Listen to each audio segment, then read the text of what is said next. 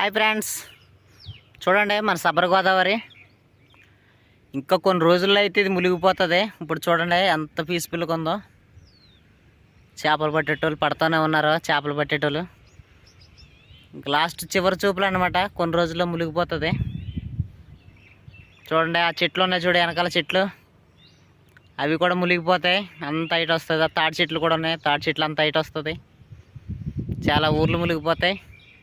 Polavaram project వల్ల ఇలా మునిగిపోతాయి అన్నమాట. చూడండి ఇవన్నీ మునిగిపోతాయి. చాలా బీచ్ సబర్ బీచ్ అంటారు. మాకైతే సబర్ బీచ్ ఇది. కొన్ని రోజుల్లో మునిగిపోతాయి. ఇప్పుడు మునగనప్పుడు మునిగాక ఇల్లులు ఎలా మునిగిపోతాయో చూడండి. ఇది మునగక ముందు, మునిగిన తర్వాత కూడా చూడండి ఎలాగైపోతాయో.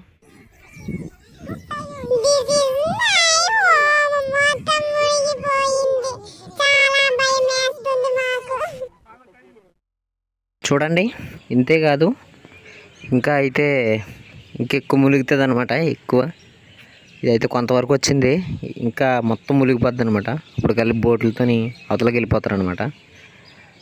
బోట్ల కోసం వెయిట్ చేస్తున్నారు. ఇంకా పెద్ద పెద్ద ఎక్కడన్నా ఎత్తుకుంటే ఆ ప్రదేశాల మీద వచ్చి సామాన్లను పెట్టుకుని ఉంటారనమాట. చాలా వరకు సామాన్లు అవి నాశనం అయిపోతాయి.